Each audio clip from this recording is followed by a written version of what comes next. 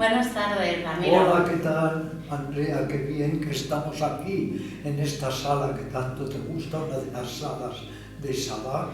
Bueno, tengo que decir que estoy muy agradecida, siempre estoy agradecida de hablar contigo y conversar contigo, pero esta me hace especial ilusión y voy a mirar a la cámara porque, bueno, pues hace un año yo te pregunté por esta sala, ¿no? Y te preguntaba, ¿por qué no practicamos, no meditamos ahí? Y me decías que, bueno, que ya no estaba... Hemos meditado aquí 52 años. Por aquí han pasado grandes yogis de la India, swamis, lamas, pero como ahora hay tanta gente, al haberlo centrado todo en un solo día a la semana, hemos tenido que recurrir a la otra sala, que es menos íntima, pero claro, permite que vaya más gente.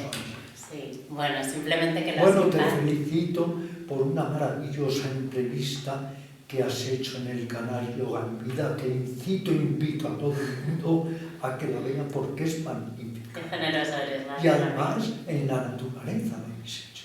Sí, bueno, es que Silvia, que es la que me entrevistó, la que creó el canal Yoga en Vida, también con tu apoyo, claro, me propuso hacerlo en el Retiro, que es donde yo paseo todas las mañanas, y claro, es como mi entorno natural, ¿no? Yo creo que me sentía muy a gusto y digo, qué importante también es que la gente elija los sitios, ¿no? Sí, donde se entrevista a las personas. Estábamos tú y yo antes de ser grabados hablando de la geometría y la geografía sagrada. Sí, y es verdad que todos tenemos lugares en los que sentimos una especial conexión.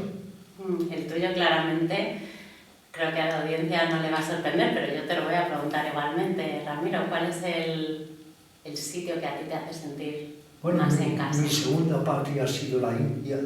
He viajado a ella en 99 ocasiones y hay sitios en la India que me son muy cercanos, como puede ser Simla, donde sitúo mi novela, mi relato espiritual El Fakir, o Darjeeling, o Benares. Claro, hay lugares que te llaman mucho más la atención, igual que hay personas que desde el primer momento no son muy empáticas y otras que no. Eso es cierto, ¿no? La energía al final... Lo bueno de los animales, ¿sabes qué? Es que todos no son empáticos. En cambio, los seres humanos no. ¿Cómo somos, verdad? Claro. A pesar de tener intelecto, parece que no siempre lo utilizamos bien. Pero mira, voy a retomar las palabras que has dicho de geometría sagrada y voy a hablar de números, porque a mí siempre me ha llamado la atención. No sé por dónde van a ir los derroteros de esta entrevista, porque vamos a hablar de Vipassana, pero a mí siempre me ha llamado la atención el 99, Ramiro, y creo que no es la primera vez que te digo... Sí, me lo has dicho. Es que de alguna manera, ¿verdad? Sentimos sincronicidades, afinidades, desafinidades. ¿Por qué no hay una más? ¿Por qué no...? El 99 es un número muy bonito, muy simétrico, muy redondo, pero el 100 también lo es, ¿no? También el 77, el 66, el 999, en fin. El 2211. Claro. Dime una cosa, ¿qué vamos a hablar de Vipassana? Pues bueno, la última vez que nos vimos, que fue en la otra biblioteca, estuvimos hablando sobre el yoga y el budismo, ¿no? Pero hablamos más del budismo mahayana. Empezamos, entonces, querida Andrea, por definir un poco qué es Vipassana. ¿Qué es Vipassana, Ramiro? Vipassana, porque además está muy de moda. Sí, muy de moda. Pero no hay que confundir el mindfulness con el Vipassana, afortunadamente. El mindfulness es una degeneración, una degradación. El Vipassana es algo infinitamente más serio. Como decía René Guénon, el gran orientalista y esoterista, cuando la enseñanza se desvía de su origen, tiende siempre a deformarse, que es lo que ha pasado con Vipassana y con el mindfulness. El mindfulness es un poco una invención más occidental, aunque esté inspirado o tenga sus raíces en el Vipassana. Vipassana es un término que pertenece a una lengua que hablaba Buda, que era el Pali, que es un derivado del sánscrito. Y Vipassana exactamente quiere decir visión profunda. También se traduce como visión penetrativa, visión clara, visión cabal. Es decir, ver más allá de las apariencias y tratar de captar el fondo mismo de las cosas, ver las cosas como son, vipassana. Porque el otro día hablamos de la meditación previa. Sí. ¿Por qué una es preparatoria de la otra? Porque una es calmante, se llama samatha, que es la respiración puesta al servicio de calmarnos, aunque hay otras formas de sosegarse, pero se utiliza mucho el curso de la respiración en samatha, tranquilización, y desde esa tranquilidad o mente más sosegada, más despejada, tratamos de desarrollar esa visión especial que es vipassana. No es la visión, no es la percepción, no es la cognición habituales, que son engañosas, que están sometidas a la ignorancia básica de la mente. Es un tipo de percepción muy honda, muy profunda, que permite además conectar con lo que Buda llamaba las 3 características básicas de la existencia. Todo es insatisfactorio, todo es transitorio, impermanente, y no hay una entidad fija como un yo permanente. Cuando desarrollamos vipassana, exacto. Y luego, Andrea, algo esencial. ¿Cómo desarrollamos esa vipassana? Pues aquí es precisamente lo que nos ha reunido en esta sala tan bonita, porque yo sé que tú conoces varios métodos, además, para practicar vipassana, pues, ¿no? ¿Cómo sí. afrontamos? Y también es importante para la audiencia, porque ahora que está tan de moda y en muchos sitios del mundo se practica vipassana varios días, claro, hay veces que es importante saber cómo identificar un sitio que sea seguro, porque al final hombre, hay que estar preparado, no cualquiera se puede enfrentar. Eso es difícil, tenemos que abrir el discernimiento y saber elegir, poner a prueba un poco lo que se dice al maestro, al instructor, para que finalmente sepamos elegir. Es igual que si estás buscando un odontólogo, un oftalmólogo, te informas a ver quién puede ofrecerte ese carácter de solvencia o de fiabilidad. Yo creo que es responsabilidad siempre del alumno, del neófito, el informarse de quién realmente te puede ofrecer una enseñanza válida. Esto es la diferencia entre distinguir entre el joyero y el pisutero, o como digo, en el terreno del yoga.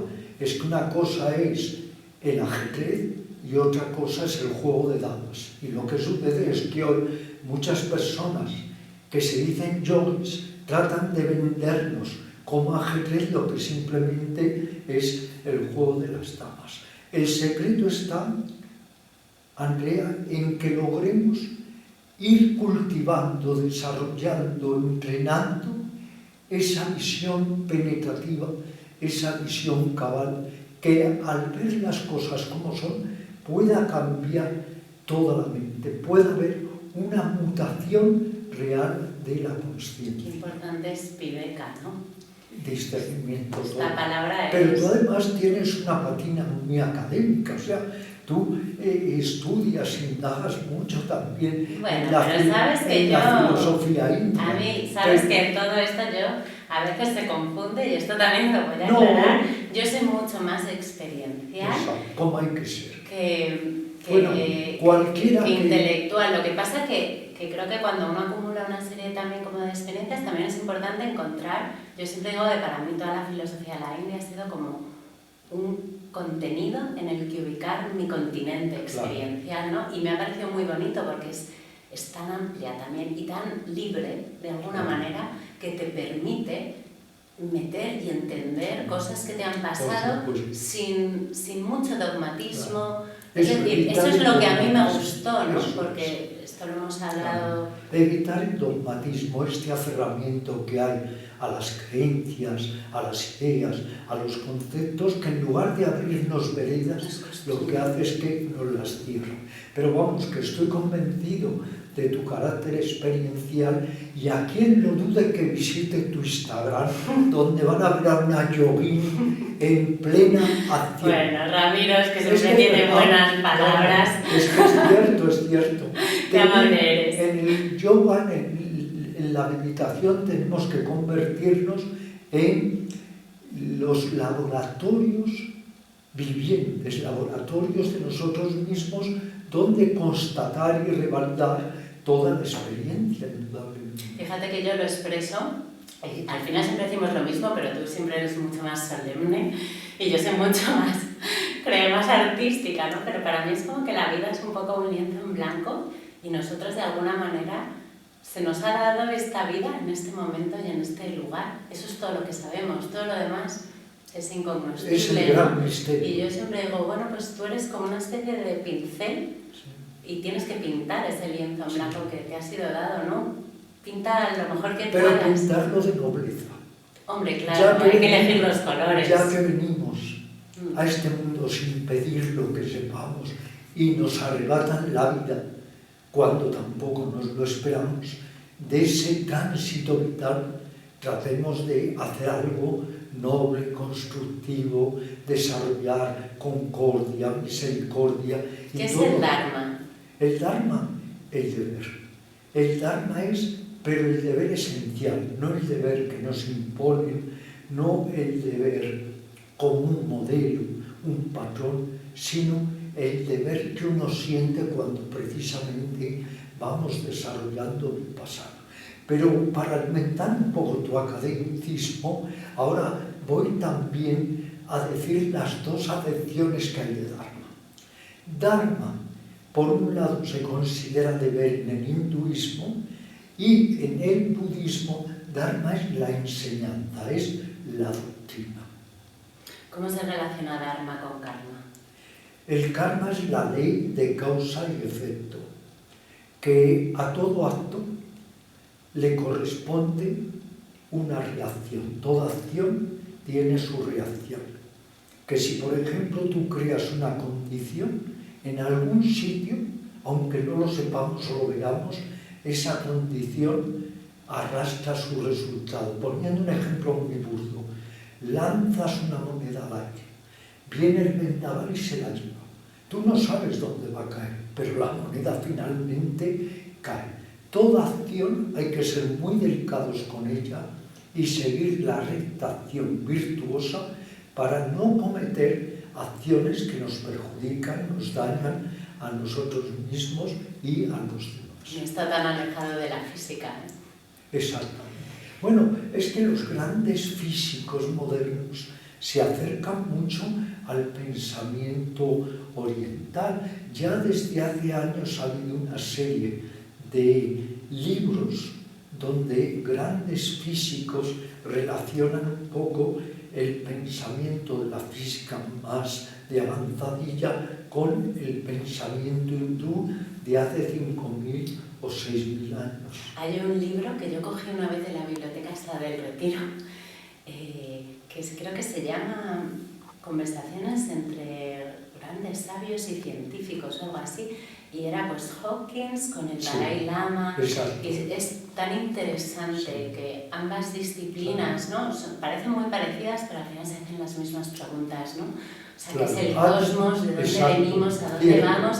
Y terminan todos, las grandes mentes, asumiendo que no sabemos nada. No, si es que no sabemos. No sabemos nada. Pero fíjate, quien dio comienzo a esos encuentros tan interesantes fue Krishnamurti, por ejemplo, con David Bohm y con otros grandes especialistas. Pero es cierto, al final tenemos que humildemente reconocer que lo que sabemos es muy poco. Y hay un ejemplo en este sentido muy gráfico. Suponte que el tornillo de un portaaviones quiere conocer todo el funcionamiento del portaaviones. Eso es imposible. Pues nosotros, con esta mente tan limitada y encima, de alguna manera ofuscada por el ego, tenemos esa pretensión, esa jactancia de querer conocer lo incognoscible, cuando eso es imposible. De ahí que en la propia tradición cristiana hay una corriente muy interesante que se llama la nube del no saber. No sabiendo es cuando sabemos. Cuando el pensamiento ordinario cesa, se revela la luz del ser. Y volviendo al vipassana, es que con la meditación vipassana vamos descorriendo, disipando los velos de la mente. la ignorancia, el egocentrismo, el apego, la aversión y tantos otros velos que nos impiden ver realmente lo que es. Está muy de moda la palabra ego. Un maestro a su discípulo sin ego, sin autoimportancia, somos invulnerables. ¿Qué hay detrás del ego? Hay apego, hay voracidad, hay odio, hay rencor, hay celos, hay envidia. Eso no quiere decir que no podamos reeducar el ego como uno reeduca a un elefante furioso y lo va maestrando. Si el ego lo pones a tu favor, puede ser una fuerza constructiva, como era para la Madre Teresa de Calcuta. Pero si el ego lo pones no a tu favor, sino en la destrucción tuya y de los demás, se convierte en un ego perverso. Puede ser el de Hitler, Mussolini o tantos otros diablos, entre comillas. Bueno, no hace falta irse tan lejos, ¿no? Estamos viviendo, o igual es porque yo he vivido en esta generación y a mí me parecen como tiempos muy convulsos, con muchas cosas sucediendo, ¿no? en el mundo. ¿Cómo se combate el ego? Es terrible. El ego, ¿cómo se combate? El ego es una perversidad. Solo hay que ir, como lo digo, si te crees iluminado, ve a una junta de vecinos y hay todos los egos, la discusión, la discordia. Una sociedad que está basada en la competencia todo. Solo en modelos de éxito y de fracaso, de triunfo y derrota, el ego está siempre, el mal ego, a flor de piel. Solo si logramos canalizar ese ego para ayudar a los demás, a nosotros mismos, para seguir el noble sendero, el ego nos ayudará. Hay que tratar de convertir el ego en un siervo. Hay una antigua adagio hebrea que dice: el ego es muy mal dueño, pero es un buen siervo. Si lo subyugamos, entonces nos puede ayudar. Ahí de nuevo hay que recurrir a vipassana, o lo que tú has dicho, viveka, discernimiento, la capacidad de distinguir, la capacidad de ver y la capacidad de optar. Hay algo muy interesante cuando yo le he preguntado a tantos sabios en Oriente qué es la sabiduría, y me han respondido: ver las cosas como son para proceder en consecuencia. Cuando tú ves algo claro, cuando distingues entre el ser y la falsa personalidad, cuando distingues entre tu sí mismo más auténtico y todo lo que es la imagen, la autoimagen, el personaje, entonces uno está capacitado para llevar a cabo ese noble arte de vivir. Pero si estamos obsesionados con las vestimentas, las máscaras, no podemos hacer nada. Sabes que en la filosofía hindú se habla de los cuerpos. Está el cuerpo físico, el energético, el mental, el emocional, el supracausal. Pero lo que hay que aprender, Sankhya, que has hecho, el último entrevista que te han hecho es de Sankhya. Sankhya, Kaivalya, desidentificación, aprender. Liberación. Exacto, a establecernos en el sí mismo, en el Purusa, sin dejarnos afectar por todas esas vestimentas. El problema está cuando uno se cree la vestimenta. Es como si tú ahora este precioso vestido africano creyeras, es divina, pero... bueno, creyeras que era tu cuerpo y te identificaras con él, cuando es ajeno a ti, aunque lo lleves puesto. Entonces, el problema es que todas las ideas, patrones, conceptos, la identificación con el país, la nación, los amigos, la familia, todo eso nos hace construir un personaje, pero que no somos nosotros. Tú sabes que en el Sankhya es la diferencia: el Purusa inafectado y la Prakriti o materia. Claro, si llega un momento que lo que nos creemos es lo que no es, eso es terrible. Decía Ramana Maharshi que llegará un día en que estallemos en sonoras carcajadas cuando nos demos cuenta que nunca hemos dejado de ser el que siempre hemos sido. Qué bonito, Ramiro. Se me ocurren tantas preguntas que no sé muy bien. Claro, yo estaba pensando, cuando hablas, ¿no?, de estas fronteras ficticias, estas banderas, ¿no?, que nos vienen dadas, ¿no? Patanjali también dice que nuestro karma de alguna manera también determina como nuestro lugar de nacimiento, ¿no?, nuestra raza, donde el lugar, el momento en el que nacemos.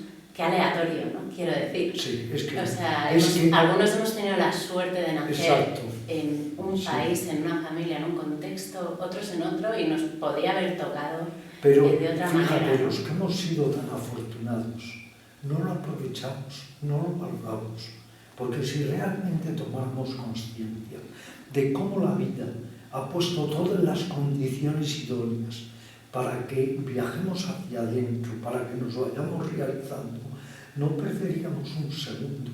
Y sin embargo, por maya, lo ilusorio, por no tener visión clara y vipassana, enredamos con todo y perdemos el tiempo y la vida se nos pasa. Por un lado, al final va la mente, por otro lado va la vida. Por eso es importante, Andrea, que encontremos métodos prácticos para desarrollar ese discernimiento claro, esa visión penetrativa. ¿Cómo incide el Vipassana en esto? ¿Cómo nos ayuda el Vipassana? ¿Cómo lo practicamos? Claro. Si tenemos una mente nacida de la ignorancia básica, lo que tenemos que conseguir con la meditación es una mente nacida de la meditación, una mente clara, una mente pura, de nuevo una mente inocente y no contaminada por tantos condicionamientos que nos acarrean y que nos encadenan. Y para eso necesitamos un ejercitamiento. Es como si tú quieres ascender a una cumbre de 5.000 metros, pues tienes que entrenarte. O como si quieres correr la maratón, tienes que entrenarte. Para desarrollar Vipassana, no basta, como dicen muchas veces los mindfulnistas, estate atento. Eso es absurdo, estate atento. No, tienes que entrenarte para estarte atento. Y además, la atención, si no va asociada a lo que se llama insight, golpes de luz, intuición, no sirve de nada. Más atento que está un estafador, un ladrón, un verdugo, un kamikaze, no le está nadie. Sí, siempre pienso en la traducción de mindfulness, ¿no? Mind, mente, full, lleno de mente, y pienso, pero ¿esto qué tendrá que ver con la recta atención, ¿no? La atención plena? Claro. Incluso en la propia traducción ya hay incide, ¿no?, en el error un poco, o en la confusión, quiero decir. Yo soy partidaria de que todo lo que nos acerca a una vida más consciente es positivo. Pero es verdad que al final esto bebe de unas fuentes, de unas sabidurías tan enriquecidas. Y luego Andrea tiene que ser más consciente para el bien. Si es más consciente para perjudicar a tu vecino, claro, para robar, para esquilmar, deliberar, explotar, mejor es ser mecánico y no consciente. La recta intención, ¿no? Cierto. Y hoy he visto que traigas un libro que me encanta, que es El corazón de la meditación. Bueno, el que me encanta es a mí, que cada vez que los leo, estoy yo con mis colorines, cada vez me parece, lo tengo que decir, hoy he enviado ese libro a una querida amiga mía a Senegal, en inglés. Este domingo hice un retiro y ya tiene 2 nuevos compradores, porque también lo llevé. Es que es un libro de verdad, no lo diría, yo no conocía Pera, es que cada línea merece, yo decía, pero bueno. Durante cerca de 10 años estuve yendo a Sri Lanka, a la ermita de Nyanaponika Thera, a entrevistarle. Y obtuve muchísima información. Y luego, la que entonces era mi mujer, Almudena Uribe, gran profesora de yoga y traductora, tradujo toda su obra. Tiene traducidos 12, 13, 14 libros de budismo, y entre ellos toda la obra de Nyanaponika Thera. Pero la gran obra de Nyanaponika Thera es El corazón de la meditación budista. ¿En qué se basa? En el texto por excelencia que nos da todas las bases y fundamentos para cultivar y desarrollar Vipassana, la visión penetrativa. Es un texto que se llama Satipatthana, que se puede traducir como los fundamentos de la atención o las bases de la atención. Y ahí se nos ofrecen una serie de metodologías para ir desarrollando esta visión tan especial e inhabitual, tan liberadora, que es Vipassana. Y por citar algunos métodos, la atención a las sensaciones, la atención a las percepciones, la atención a los contenidos mentales, la atención a la consciencia. Hay una serie de temas, entre comillas, que nos sirven de soporte para cultivar Vipassana. Pero lo más esencial de Vipassana es que siempre aplicado a los propios procesos. Tú y yo, todos los seres sintientes, somos procesos.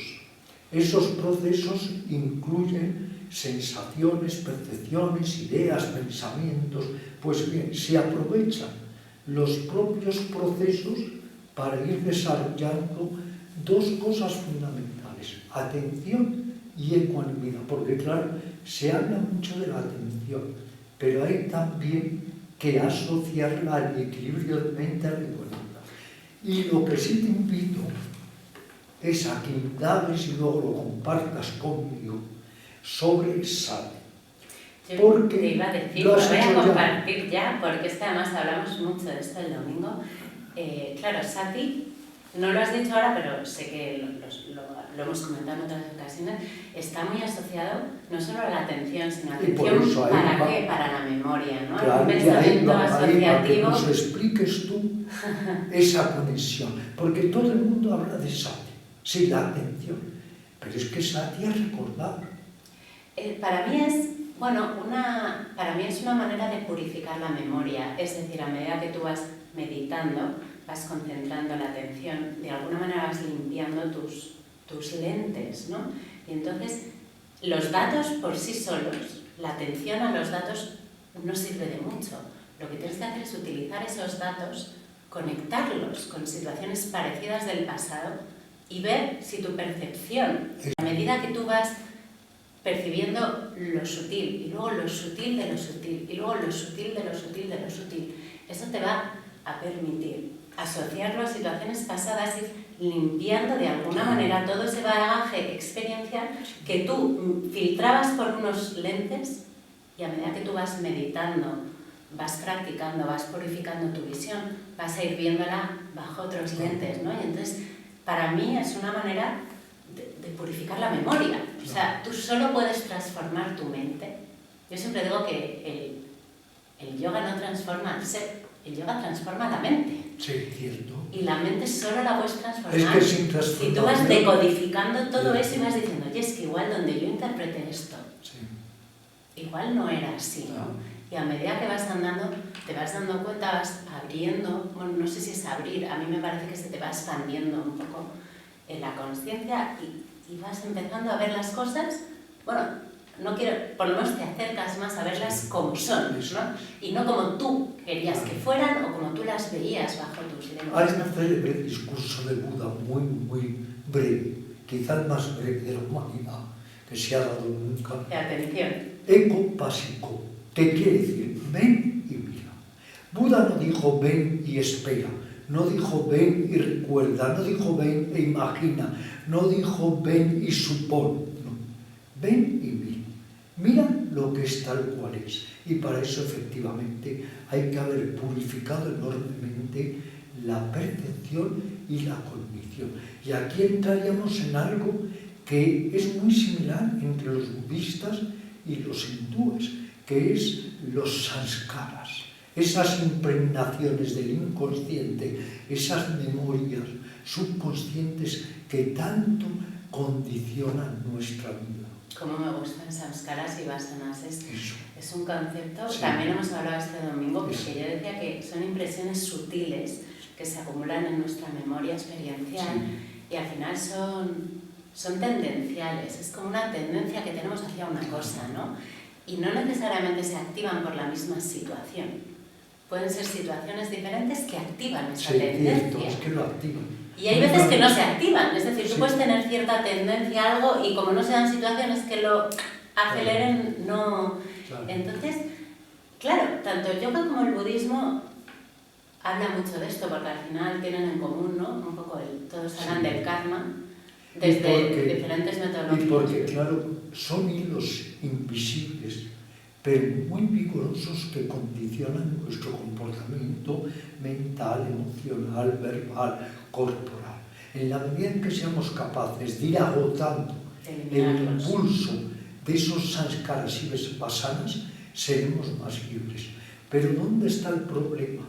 Que es como si un corcho está saliendo del agua y lo volvemos hacia adentro. Cada vez que reaccionamos a los sanskaras, creamos nuevos y nuevos sanskaras, con lo cual llegamos a la vejez y en lugar de ser más libres, somos más esclavos porque hemos ido cultivando más sanskaras, más impregnaciones. Claro, por eso está relacionado con el karma, ¿no? Porque quiere decir acción. Entonces, si tú tienes una tendencia que se activa, tú reaccionas, alimentas esa tendencia de nuevo, que luego cuando haya algo que lo vaya a activar, en vez de activarse a nivel 5, se va a activar a nivel 10. Exacto. Entonces vas a volver a reaccionar, vas a volver a alimentar esa tendencia, así se crean las adicciones, ¿no? Empezamos a hablar ya de klesas. Sí, sí, ¿no? Los grandes impedimentos, los obstáculos, adicciones. Adicciones, aversión, adicción. Eso. Y entramos en ese circuito, en ese campo de concentración que es el apego y la aversión. Eso es terrible. ¿Cómo saltar fuera de la sombra del apego y de la aversión? De esa inclinación obsesiva y adictiva hacia lo que nos place y ese rechazo visceral hacia lo que nos displace. Ahí hay que encontrar una especie de pasadito para ir más allá de ese circuito. Que al final son las dos caras de la misma moneda, Claro. ¿no? Se habla mucho Las del dos apego caras. como si fuera en positivo, como una fuerza que te atrae, Claro. pero es que al final las fuerzas que Sí. rechazan Eso. te crean la misma adicción. Sí. Es decir, si tú tienes miedo, yo siempre digo que al final esto no es ni tan académico ni tan yógico probablemente, pero siempre hay como dos sitios desde los que actuamos, ¿no? Desde el amor o desde el miedo. Cierto. Y el miedo nos genera rechazo, nos genera aversión y también nos crea adicción al miedo, ¿no? Hay que superar Claro. de Y alguna el manera. apego tiene su contraparte en la aversión. Y la aversión es otro modo de apego. Es apego a lo que nos gusta y rechazamos lo que nos disgusta. Y al final, ¿cuánto sufrimos por no querer sufrir? ¿Estamos de acuerdo? Estamos totalmente de acuerdo. Es interesante, mira, te voy a hacer una pregunta porque yo he oído como muchas interpretaciones de Abhinivesa, que es Patanjali. Sí. Los klesas, por si alguien no lo sabe, se tratan mucho también en el budismo, ¿vale? De hecho, el texto de Patanjali tiene mucha influencia también del tratamiento de los klesas y dónde se crea esa semilla de esa tendencia, ¿no? Pero Patanjali define 5, el último es el que se conoce como Abhinivesa, que, bueno, antes de decirlo yo quiero... No, lo que quiero es que tú, especialista en Patanjali, nos expliques un poco sobre los klesas, porque además fíjate que sincronía, yo estoy haciendo ahora para la editorial Kairos una miniserie de 4 textos que son Yama y Yama, luego Pranayama, Asana y Pranayama, Pratyahara y Dharana, Dhyana y Samadhi. Y son los escalones, los peldaños, grados que nos propone Patanjali. Y efectivamente en esta especie de escalada hacia el Samadhi nos encontramos con los klesas o impedimentos. Así que tú como especialista Patanjali, háblanos un poco de los klesas, que lo que tú dices están tanto en el hinduismo o yoga como en el budismo.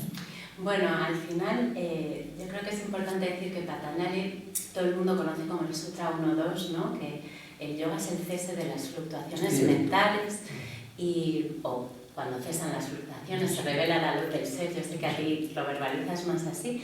Y esas fluctuaciones, la palabra normalmente es britis, que son más intelectuales, pero a mí me gustaría decir que yo creo que esa interpretación de Britis en el 1-2 hay que entenderla un poco más amplia, porque las fluctuaciones mentales son de carácter más cognitivo, como los Britis, son de carácter también más intelectual, y también creo hay otras, pues otras perturbaciones o fluctuaciones mentales que están también en el, no sé si es el 1.31 creo, o 2.31. Me pillas porque no vamos a hablar de esto, pero bueno. Entonces a mí me parece que los klesas, al final hay 5, ¿no? La madre de todos los klesas es la ignorancia. La ignorancia básica. La ignorancia básica, la ignorancia existencial. Hay. Avilla, y es la que alimenta todo. Claro, la ignorancia existencial más básica, ¿cuál es? La ignorancia del ser. Entonces, la falsa percepción, autopercepción, la falsa atribución de una identidad que es errónea, es lo que se conoce como asmita, que es el segundo de los klesas, ¿no? O sea, te está diciendo, no hay mayor perturbación, bueno, mayor, que no entender lo que tú eres, ¿no? O sea, eso es terrible. Que identificarte con lo que no eres. Sí. Y luego nos viene a hablar de lo que acabamos de comentar, ¿no? Nos habla de raya, que es la atracción, el apego en positivo, y de besa, que es la aversión, ¿no? O el rechazo, el apego negativo. Y el último es avinivesa, que para mí es una manifestación superior de raya y de divesa, del apego y de la aversión, y está más relacionado con la vida y con la muerte, ¿no? De alguna manera es como que nos viene a decir que tener apego a la vida o miedo a la muerte o aversión a la muerte no deja de ser otra ignorancia existencial, es otra ilusión. Pero fíjate lo ¿no? que dice el mismo Patanjali, que hasta los más sabios tienen miedo. ¿Teme Ramiro Calle a la muerte? Pues aquí te diría lo que decía Marco Aurelio. Dime lo que diría Ramiro Calle. Bueno, pero me baso en Marco Aurelio. Cuando yo estoy, no está la muerte. Cuando la muerte está, no estoy yo. Quiero decir con eso que si uno logra matar la muerte con un trabajo interior, temerás menos a la muerte. Pero fíjate lo que decía Buda, hasta los más intrépidos tiemblan ante la muerte.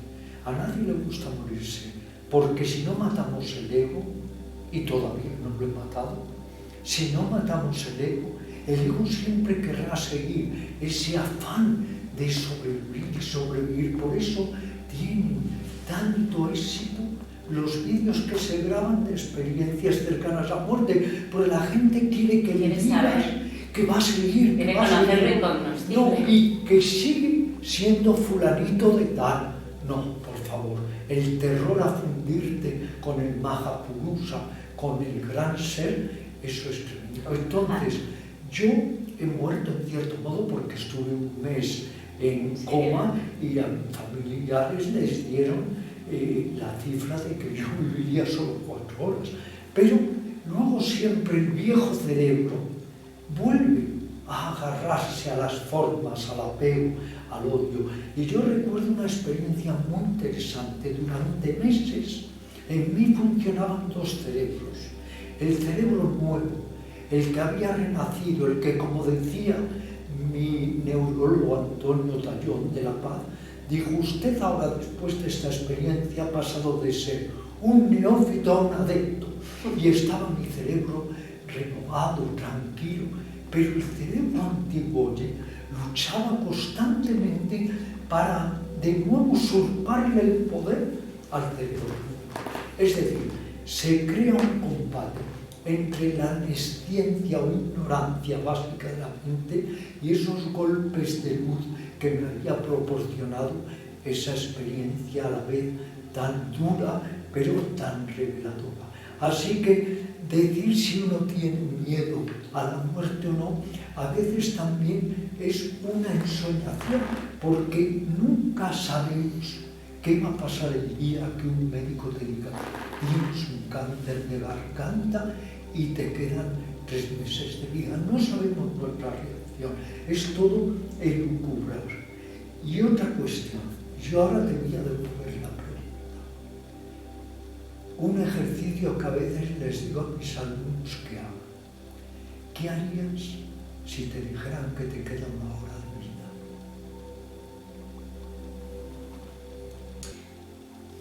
Yo a veces lo pienso y digo, al final, la única certeza